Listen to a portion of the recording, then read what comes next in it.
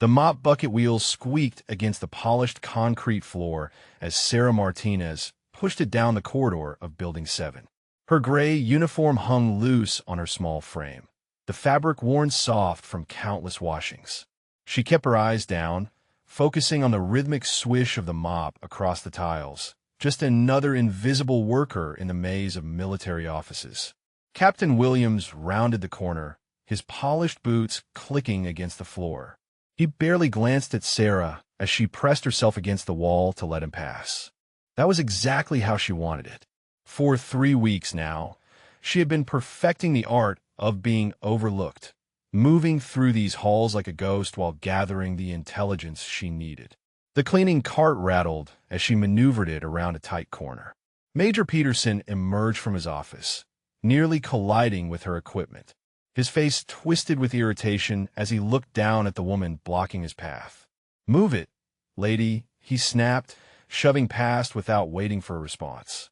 Sarah nodded quietly, mumbling an apology while her trained eyes cataloged the classified documents visible on his desk through the open doorway. Before we dive into this story, drop a comment and let us know what state you're watching from. Maybe you've seen military personnel in your area who don't always look the part. The break room buzzed with conversation as Sarah emptied trash bins around the scattered tables. Lieutenant Hayes sat with 2 other junior officers, their voices carrying the casual arrogance of men who believe themselves untouchable. "She's been here 3 weeks and still can't figure out which end of mop to hold." Hayes laughed, gesturing towards Sarah with his coffee cup. Sarah continued her work, her movements deliberate and unhurried. Every comment, every sneer, every dismissive glance was noted and filed away in her memory. These same officers had no idea that their casual conversations over lunch had already revealed 2 potential security breaches and 3 violations of protocol. The radio crackled to life on Hayes' belt. "Command to all units. Prepare for mandatory security briefing at 1400 hours. Possible intelligence leak in Building 7. All personnel report to Conference Room Alpha." Sarah's hand tightened imperceptibly on the mop handle.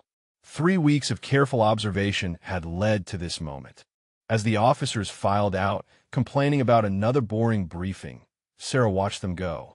They moved with the confident swagger of men who had never questioned their place in a hierarchy. None of them noticed the cleaning lady who had been listening to every word, cataloging every weakness, preparing for the moment when everything would change. Conference Room Alpha filled with the rustle of uniforms and the scrape of chairs as officers settled in for the briefing. Sarah pushed her cart along the back wall, spraying and wiping down surfaces with methodical precision. The familiar weight of her cleaning supplies felt strange now, knowing that within hours everything would be different. Colonel Davis stood at the front of the room, his weathered face grave as he addressed the assembled personnel. "Gentlemen, we have reason to believe classified information has been compromised. Someone in this building has been feeding intelligence to unauthorized parties." His eyes swept across the room, landing briefly on Sarah before moving on without recognition. The officers shifted uncomfortably in their seats. Major Peterson cleared his throat. "Sir, with respect, how can we be certain the leak is coming from Building 7? Davis pulled up a series of documents on the projector screen. "The timing correlates perfectly with personnel movements in this facility. Someone with daily access to multiple offices and unrestricted movement throughout the building." Sarah continued cleaning, her trained ear catching every nuance of the conversation.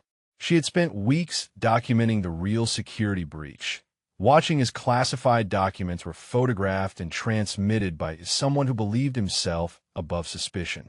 The irony wasn't lost on her that they suspected the very person working to expose the truth. The projector screen flickered as Colonel Davis advanced to the next slide. These documents were accessed at 0300 hours last Tuesday. Security cameras show only cleaning staff in the building at that time. His laser pointer circled timestamps and access logs while Sarah methodically cleaned the baseboards behind him. Lieutenant Hayes leaned forward in his chair. "Sir, are we seriously considering that the cleaning lady could be involved in espionage?" His voice carried a mixture of disbelief and amusement that rippled through the room. Several officers chuckled quietly, their eyes drifting to Sarah's bent figure near the wall. Major Peterson shook his head with obvious disdain.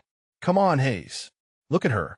She can barely operate a vacuum cleaner without supervision. You think she's some kind of master spy?" The laughter grew louder as more officers joined in the mockery. Sarah's grip tightened on her cleaning rag, but her expression remained neutral. Davis raised his hand for silence. "Nevertheless, we cannot dismiss any possibility. The security breach is real, and the timing is too precise to ignore." Sarah straightened slowly, her movements still those of a tired cleaning woman, but her eyes held a sharpness that none of them noticed. She was gathering evidence of a different kind now, watching as these officers revealed their own assumptions and prejudices with every dismissive comment. The briefing continued as Sarah moved closer to the front of the room, her cleaning taking her within earshot of whispered conversations. Captain Williams leaned toward his neighbor, his voice barely audible. "Between you and me, I saw her try to read the duty roster yesterday. Took her 5 minutes to sound out the names." The officer beside him snorted with suppressed laughter. Colonel Davis pulled up satellite imagery on the screen. The compromised intelligence includes troop movements, supply routes, and communication protocols. Whoever is responsible has intimate knowledge of our operational structure. Sarah paused in her cleaning, recognizing the exact documents she had seen Major Peterson photographing 3 nights ago when he thought the building was empty. Hayes raised his hand. "Sir, what about internal surveillance? Surely we have footage of whoever accessed these files." Davis nodded grimly. "That's part of the problem. The cameras in the classified document room have been systematically disabled during each breach. Someone knows our security system intimately." The room fell silent as the implications sank in. Sarah continued dusting the conference table, moving methodically around the seated officers. She had hours of video evidence stored on a secure drive, documenting Peterson's late-night activities and his sophisticated methods of avoiding detection. Soon, very soon, she would reveal everything these men thought they knew about intelligence and deception. Major Peterson shifted uncomfortably in his seat as Colonel Davis detailed the security protocols that had been compromised. Sarah noticed the subtle signs of stress in his posture, the way his fingers drummed against the table, the slight tremor in his voice when he asked questions. 3 weeks of observation had taught her to read every tell, every nervous habit that betrayed guilt. "The cleaning lady knows more than she lets on," Peterson suddenly announced, his voice cutting through the discussion. "I've seen her lingering near classified areas, taking longer than necessary to clean certain offices." His accusation hung in the air like a challenge, and several officers turned to stare at Sarah's hunched figure. Sarah continued polishing the conference table, her movements steady and unhurried despite the weight of suspicious eyes upon her. She had anticipated this moment, knowing that eventually Peterson would try to deflect suspicion onto the most vulnerable target in the room. It was a classic misdirection tactic, one she had seen countless times in her years of military intelligence work. Lieutenant Hayes laughed outright. "Peterson, you're paranoid. Look at her. She's probably never seen a classified document in her life." But Peterson's eyes remained fixed on Sarah, a growing desperation in his gaze as he realized his careful plans were beginning to unravel around him. Colonel Davis considered Peterson's accusation with calculated skepticism. "You're suggesting our security breach is being orchestrated by cleaning staff?" His tone carried the weight of decades in military intelligence, and Peterson's confidence began to waver under the scrutiny. "We should search her belongings," Peterson pressed, his voice growing more desperate. "Check her cleaning supplies, her locker, everything. If she's involved, we'll find evidence." The other officers exchanged glances, some nodding in agreement, while others looked uncomfortable with the suggestion. Sarah set down her cleaning rag and straightened slowly, her movements deliberate and measured. For the first time since entering the room, she made direct eye contact with Colonel Davis. The change in her posture was subtle but unmistakable to anyone trained to recognize command presence. Major Peterson noticed the shift immediately, his face paling as something flickered in Sarah's eyes that he hadn't seen before. The hunched shoulders straightened, the submissive demeanor faded, and for just a moment, the cleaning lady looked like someone entirely different. Davis raised an eyebrow, his experienced gaze taking in the transformation. His hand moved instinctively toward his radio, not in alarm, but with the recognition that something significant was about to unfold in Conference Room Alpha. The air itself seemed to thicken with anticipation. The tension in the room reached a breaking point as Peterson stood abruptly, pointing an accusing finger at Sarah. "I demand we detain her immediately for questioning. She's been in every office, had access to every document that's been compromised." The desperation in his voice was unmistakable now, his careful facade crumbling under pressure. Colonel Davis studied Sarah with renewed interest, his tactical mind processing the subtle changes in her bearing. Something about her stillness reminded him of seasoned operatives he had worked with in classified operations years ago. The way she held herself, the alertness in her eyes despite her humble appearance. Sarah reached slowly into her cleaning cart, her movements precise and controlled. The officers tensed, expecting her to produce cleaning supplies or perhaps evidence of espionage. Instead, her fingers closed around a small device that had been concealed beneath the industrial rags. Major Peterson's face went white as recognition dawned. "That's a military-grade recording device," he whispered, his voice barely audible. The implications hit the room like a shockwave. Why would a cleaning lady have access to classified surveillance equipment? Davis keyed his radio with sudden urgency. "Security to Conference Room Alpha immediately. Code 7 Protocol."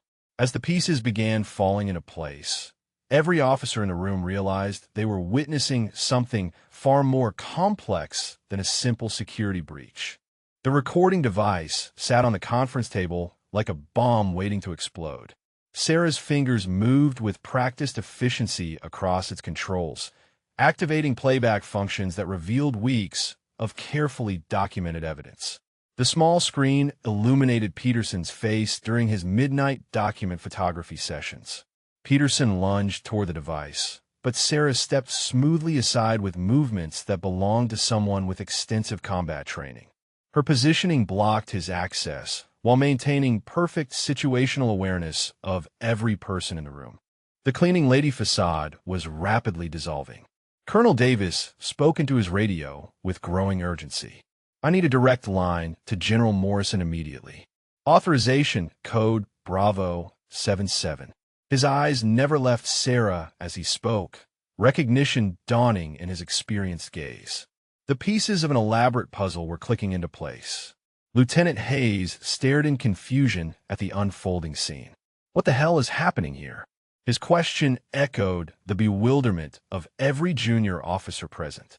The woman they had mocked and dismissed was demonstrating capabilities that defied everything they thought they knew. Sarah activated the device's communication array, establishing an encrypted connection that bypassed standard military channels. Her voice, when she finally spoke, carried an authority that made several officers unconsciously straighten to attention. The transformation was almost complete. The encrypted communication array crackled to life as Sarah established contact with command authority. Her voice cut through the stunned silence with crisp military precision. "Falcon Base, this is General Martinez. Operation Night Watch is complete. Target confirmed and evidence secured." The words hit the room like artillery shells. Every officer froze in disbelief. General Martinez had been a legend in military intelligence circles, known for deep cover operations that exposed corruption at the highest levels. She had been presumed reassigned to classified overseas operations months ago. Colonel Davis dropped his radio, his face pale with recognition. "Ma'am, I had no idea you were conducting operations in my facility." His voice carried the respect due to a superior officer whose reputation preceded her into every room she entered. Major Peterson made a desperate break for the door, But Sarah moved with fluid efficiency, positioning herself to block his escape route. Her movements displayed years of advanced tactical training, every step calculated and purposeful. The hunched cleaning lady had vanished completely, replaced by one of the military's most decorated intelligence officers. Sarah's eyes swept the room with commanding authority. "Gentlemen, you've just witnessed a textbook example of how assumptions can blind you to reality. Major Peterson has been selling classified intelligence for 6 months. Every photograph, every document transfer, every security breach has been documented and recorded. Security personnel flooded into Conference Room Alpha as General Martinez maintained her position, blocking Peterson's escape. The Major's face had gone ashen as the full weight of his exposure settled upon him. 3 weeks of careful observation had culminated in this moment of absolute revelation. Martinez activated the recording device's projection capability, filling the wall screen with crystal-clear footage of Peterson photographing classified documents at 0300 hours. His sophisticated methods of disabling security cameras, his careful timing to avoid detection, every detail had been meticulously documented. Lieutenant Hayes struggled to process the transformation before his eyes. The woman they had ridiculed for weeks was now commanding the room with an authority that made seasoned officers defer to her presence. Her tactical positioning, her calm control of the situation, everything spoke of decades of high-level military experience. Colonel Davis stepped forward with visible relief and professional respect. "General Martinez, your operation has exposed a security breach that could have compromised national interests." His acknowledgement carried the weight of recognition from one intelligence professional to another. Martinez nodded curtly as security officers moved to apprehend Peterson. The cleaning lady cover had served its purpose perfectly, providing unrestricted access to observe, document, and ultimately expose the real threat to facility security. Sometimes the most effective disguise was the one that made you completely invisible. The squeak of Marcus Thompson's mop echoed through the empty gymnasium as he worked his way across the polished floor. Overhead lights cast long shadows between the wrestling mats, where his 16-year-old daughter Emma practiced her takedowns alone. She moved with natural athleticism, but Marcus could see the flaws in her technique that her coach had failed to correct. He paused his cleaning, watching as Emma struggled with a double-leg takedown that should have been simple. Her footwork was off by inches, her grip placement wrong. These were basics that any decent coach would have fixed weeks ago. Marcus felt the familiar ache in his chest, the weight of knowledge he couldn't share. Before we dive into this story, drop a comment and let us know what state you're watching from. Maybe you've seen similar underestimation in your local schools too. Emma wiped sweat from her forehead and glanced toward her father.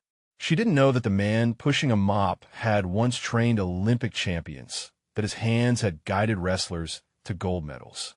To her, he was simply Dad, the night janitor who worked 2 jobs to keep her in this expensive private school. Marcus returned to his cleaning, each stroke of the mop measured and deliberate. Tomorrow, Coach Stevens would take credit for any improvement Emma showed, never knowing that her real coach watched silently from the shadows, armed with expertise that could transform not just his daughter, but the entire struggling team.